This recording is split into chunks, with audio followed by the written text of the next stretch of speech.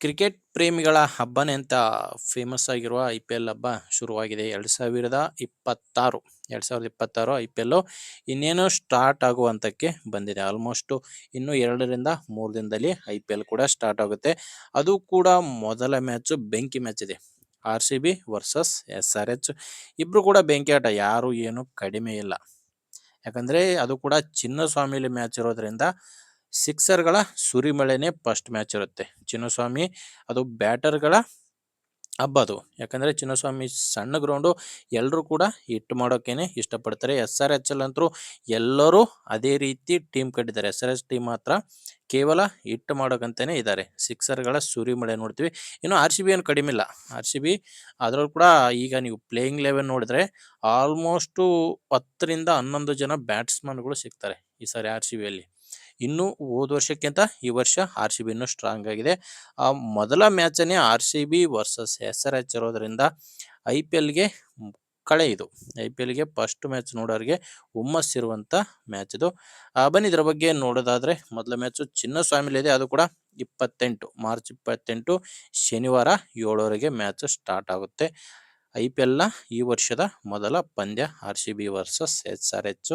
ಅದು ಕೂಡ ಬೆಂಗಳೂರಲ್ಲಿರೋದ್ರಿಂದ ಅದು RCB ಫ್ಯಾನ್ಸ್ಗೆ ಒಂದು ಹಬ್ಬನೇ ಅಂತಾನೆ ಹೇಳ್ಬೋದು. ಒಂದು ಕಡೆ ರಜತ್ ಪತಿದಾರ್ ಇದ್ದಾರೆ, ಇನ್ನೊಂದು ಕಡೆ ಇಶಾನ್ ಕಿಶನ್ ಇದ್ದಾರೆ. ರಜತ್ ಪತಿದಾರ್ ಆಲ್ಮೋಸ್ಟ್ ತುಂಬ ಎಕ್ಸ್ಪೀರಿಯನ್ಸ್ ಇದೆ. ಯಾಕಂದರೆ ಹೋದ ಸಾರಿ ಕ್ಯಾಪ್ಟನ್ಸಿ ಮಾಡಿದ್ದಾರೆ, ಅದರಲ್ಲೂ ಕೂಡ ಕಪ್ ಗೆದ್ದಿರುವಂತಹ ಕ್ಯಾಪ್ಟನ್ನು. ಇನ್ನೊಂದು ಸೈಡು ಇಶಾನ್ ಕಿಶನ್ ಇರ್ತಾರೆ. ಯಾಕಂದರೆ ಪ್ಯಾಟ್ ಕಮಿನ್ಸು ಕ್ಯಾಪ್ಟನ್ ಆಗ್ಬೋದಾಗಿತ್ತು, ಬಟ್ ಹಲವಾರು ಕಾರಣಾಂತರಗಳಿಂದ ಆ್ಯಂಡ್ ಇಂಜುರಿ ಇದೆ ಅಂತ ಕೂಡ ನ್ಯೂಸ್ ಬರ್ತಾ ಇದೆ. ಪ್ಯಾಟ್ ಕಮಿನ್ಸ್ ಅವರಿಗೆ ಇಂಜುರಿ ಇರೋದರಿಂದ ಮೊದಲ ಮ್ಯಾಚ್ಗೆ ಆ್ಯಂಡ್ ಆಲ್ಮೋಸ್ಟು ನಿಯರ್ಲಿ ಫಸ್ಟು ಕೆಲವೊಂದು ಮ್ಯಾಚ್ಗೆ ಇಶಾನ್ ಕಿಶನ್ ಕ್ಯಾಪ್ಟನ್ ಆಗಿ ಮುಂದುವರಿಬೇಕಾಗಿದೆ. ಹಾಗಾಗಿ ಒಂದು ಸೈಡು SRH ಕಡೆ ಇಶಾನ್ ಕಿಶನ್ ಅವರಿಗೆ ಎಕ್ಸ್ಪೀರಿಯನ್ಸ್ ಇಲ್ಲ, ಇನ್ನೊಂದು ಕಡೆ ರಜತ್ ಪತಿದಾರ್ ಇದ್ದಾರೆ. ಎಕ್ಸ್ಪೀರಿಯನ್ಸ್ ಇರೋದ್ರಿಂದ ಇದು ಆಲ್ಮೋಸ್ಟು RCB ಮ್ಯಾಚ್ ಅಂತಲೇ ಹೇಳ್ಬೋದು. ಆ್ಯಂಡ್ ಸ್ಕ್ವಾಡ್ ನೋಡ್ಬೋದು ನೀವು. ಪ್ಲೇಯಿಂಗ್ 11 ಈ ಥರ ಇದೆ. ಇದೇ ಪ್ಲೇಯಿಂಗ್ 11 ಇರುತ್ತೆ ಅಂತ ಹೇಳೋಕ್ಕಾಗಲ್ಲ, ಬಟ್ ನನ್ನ ಪ್ರಕಾರ ಈ ಪ್ಲೇಯಿಂಗ್ 11 ಇದ್ದರೆ ಬೆಟರ್ ಇರುತ್ತೆ. ಆಲ್ಮೋಸ್ಟ್ ಇದೇ ಪ್ಲೇಯಿಂಗ್ 11 ಇದೆ. ಯಾಕಂದರೆ ವಿರಾಟ್ ಕೊಹ್ಲಿ, ಪಿಲ್ ಸಾಲ್ಟ್ ಇವ್ರನ್ನ ಯಾರು ಕೂಡ ತೆಗೆದಾಕೋಕ್ಕಾಗಲ್ಲ. ವಿರಾಟ್ ಕೊಹ್ಲಿ ಮಾತ್ರ ಒಳ್ಳೆ ಫಾರಮ್ನಲ್ಲಿದ್ದಾರೆ.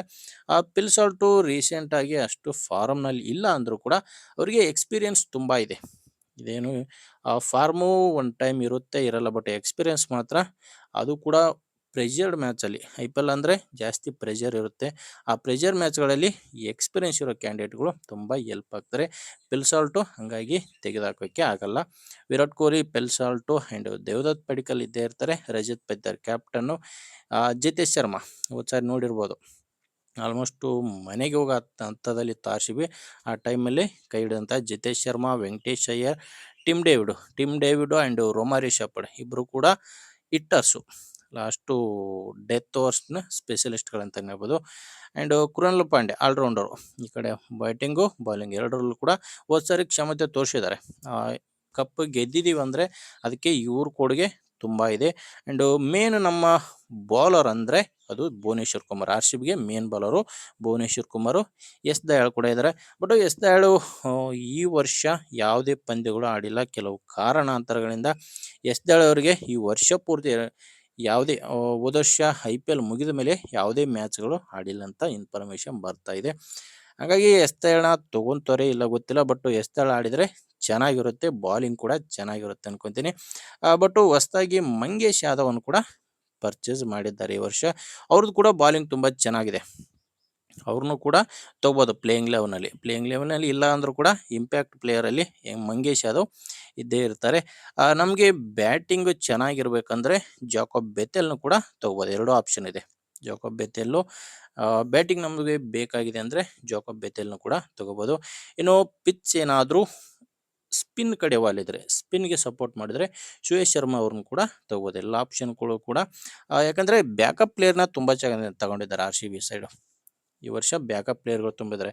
ಯಾಕಂದರೆ ಏಜಲ್ವುಡ್ ಇಲ್ಲ. ಮೇನ್ ಅಂದರೆ ನಮಗೆ ಪ್ರಾಬ್ಲಮ್ ಆಗೋದು ಏಜಲ್ವುಡ್ ಇಲ್ಲ. ಯಾಕಂದರೆ ಅವ್ರಿಗೂ ಕೂಡ ಇಂಜುರಿ ಇರೋದ್ರಿಂದ ಈ ವರ್ಷ ಅಂದರೆ ಪೂರ್ತಿ IPL ಅಲ್ಲೇ ಇರೋಲ್ಲ ಅಂತಲ್ಲ, ಸ್ಟಾರ್ಟಿಂಗಲ್ಲಿ ಒಂದು 3-4 ಮ್ಯಾಚು ಇರೋಲ್ಲ ಅನ್ನುವ ಸುದ್ದಿ ಬರ್ತಾ ಇದೆ.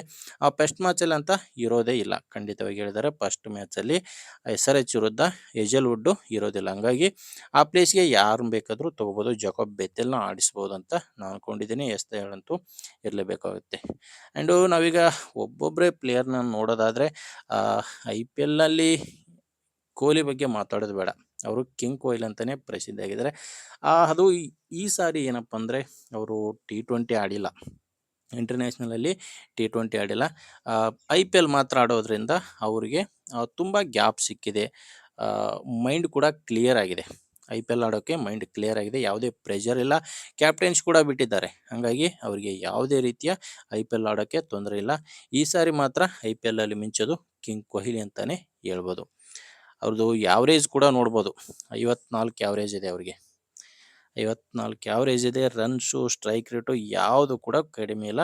ಕಿಂಗ್ ಕೊಹ್ಲಿ ಅಂದರೆ ಕಿಂಗ್ ಕೊಹ್ಲಿ ಅವರೇ. ಆ್ಯಂಡ್ ನೆಕ್ಸ್ಟು ಪಿಲ್ ಸಾಲ್ಟ್ ನೋಡ್ತಿರ್ಬೋದು. ಸ್ಟ್ರೈಕ್ ರೇಟು 175 ಇದೆ.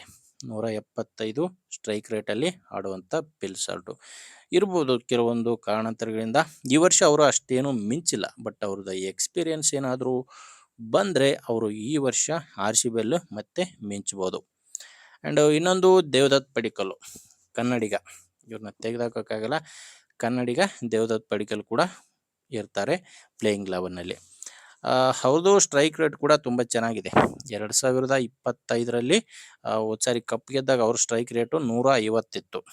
ಯಾವ್ರೇಜ್ ಸ್ಟ್ರೈಕ್ ರೇಟು ತೊಗೊಂಡ್ರೆ 126 ಇದೆ ಯಾವ್ರೇಜ್ ಸ್ಟ್ರೈಕ್ ರೇಟು. ಬಟ್ಟು 2025ರಲ್ಲಿ ವರ್ಷದಿಂದ ವರ್ಷಕ್ಕೆ ಅವರು ಇಂಪ್ರೂವ್ ಆಗ್ತಾ ಬರ್ತಾ ಇದ್ದಾರೆ. ಅವ್ರ ಸ್ಟ್ರೈಕ್ ರೇಟು 150 ಇತ್ತು 2025ರಲ್ಲಿ. ಅದೇ ಈ ವರ್ಷ ಕೂಡ ಕಂಟಿನ್ಯೂ ಆಗುತ್ತೆ ಅಂತ ಅಂದ್ಕೊಂಡಿದ್ದೀನಿ. ಆ್ಯಂಡ್ ಅದು ಬಿಟ್ಟರೆ ಕ್ಯಾಪ್ಟನ್ ರಜತ್ ಪತಿದಾರ್ ಅವರು ಕೂಡ ಅವರು ಮೇನ್ ಏನಪ್ಪ ಅಂದರೆ ಮಿಡ್ಲ್ ಆರ್ಡ್ರಲ್ಲಿ ಆಡ್ತಾರೆ. ಆ್ಯಂಡ್ ಸ್ಪಿನ್ನರ್ಸ್ ಏನಾದರೂ ಸಿಕ್ಕರೆ ಚೆನ್ನಾಗಿ ಆಗ್ತಾರೆ. ಅದರಲ್ಲಿ ಯಾವುದೇ ಡೌಟ್ ಇಲ್ಲ. ಎಲ್ಲರೂ ಚೆನ್ನಾಗಿ ಆಡ್ತಾರೆ. ಬಟ್ ಸ್ಪಿನ್ನರ್ ಸಿಕ್ಕರೆ ಅವರಿಗೆ ಇನ್ನೂ ಹಬ್ಬ. 150 ಸ್ಟ್ರೈಕ್ ರೇಟಲ್ಲಿ ಅವ್ರು ಆಡ್ತಾ ಇರೋದು. ಆ್ಯಂಡ್ ನೆಕ್ಸ್ಟು ಜಿತೇಶ್ ಶರ್ಮಾ ಆಪದ್ ಬಾಂಧವ.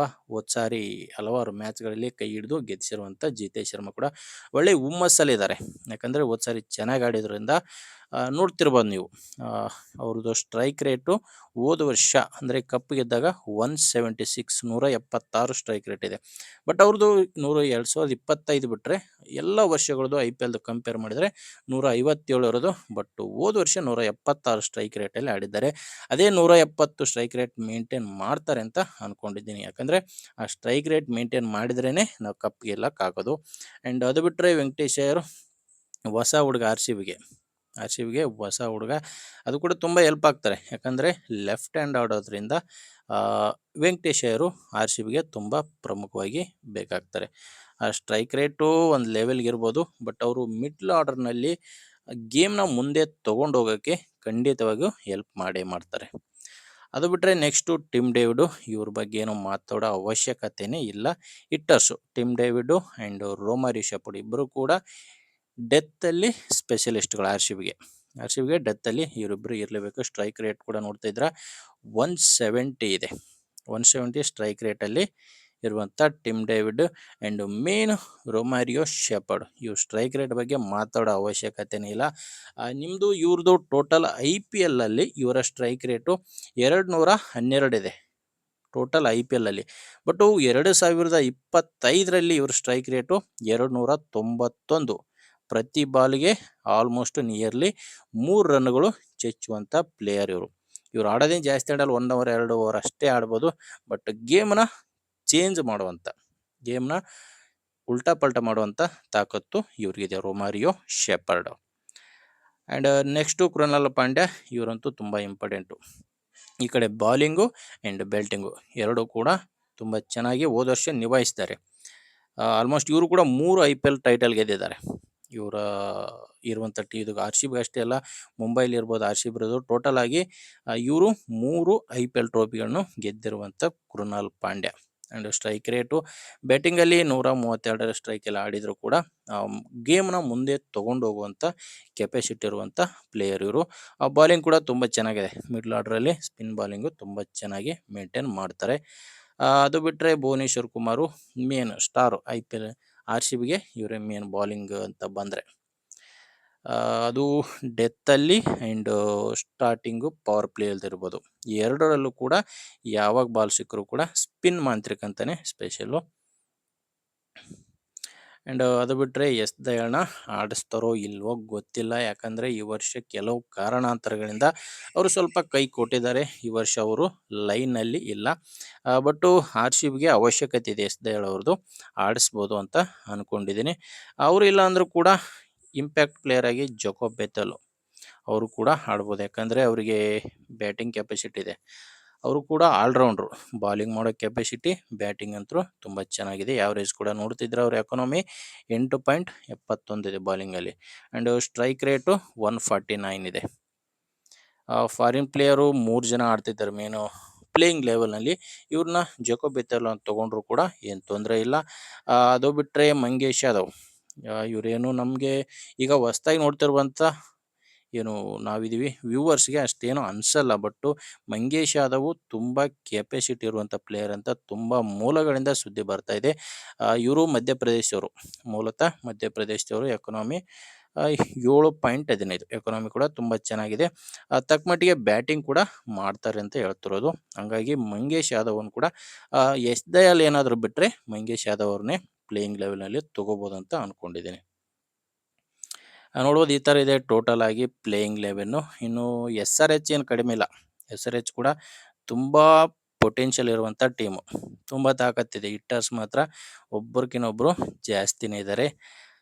ಹಂಗಾಗಿ ಅವ್ರ ಜೊತೆ ನಾವು ಯಾವುದೋ ಒಂದು ಸಣ್ಣ ಟೀಮು, ಇದು ಫಸ್ಟ್ ಮ್ಯಾಚು, ಯಾವುದೋ ಒಂದು ಟ್ರೈ ಮಾಡೋಣ, ಹೊಸ ಪ್ಲೇಯರ್ನ ಟ್ರೈ ಮಾಡೋಣ ಆ ಥರ ಏನಿಲ್ಲ.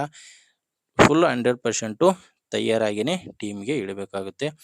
ನೀವು ನೋಡ್ತಿದ್ರೆ ಆಲ್ಮೋಸ್ಟು 10ರಿಂದ 11 ಜನ ಬ್ಯಾಟ್ಸ್ಮನ್ಗಳೇ ಸಿಗ್ತಾರೆ. ಯಾವುದರಲ್ಲಿ ಆರ್ ಸಿ ಬಿಲಿ ಈಗ 10ರಿಂದ 12 ಜನ ನೋಡ್ತಿದ್ರ. ರೊಮರಿ ಶಪಡು, ಕೃನಾಲ್ ಪಾಂಡ್ಯ ಆಡ್ತಾರೆ. ಆ್ಯಂಡ್ ಇಂಪ್ಯಾಕ್ಟ್ ಪ್ಲೇಯರಲ್ಲಿ ನಾವು ಜಕೋಬ್ ಬೆಥೆಲ್ನ ತೊಗೊಂಡ್ರೆ ಇವರು ಕೂಡ ಆಡ್ತಾರೆ.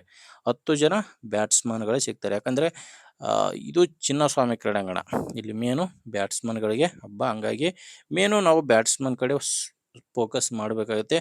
ಅದ್ರ ಜೊತೆ ಬಾಲಿಂಗ್ ಕೂಡ ಬೇಕು. ಭುವನೇಶ್ವರ್ ಕುಮಾರ್ ಇದ್ದಾರೆ, ಜಕೋಬ್ ಬೆಥೆಲ್ ಕೂಡ ಬಾಲಿಂಗ್ ಆಗ್ತಾರೆ.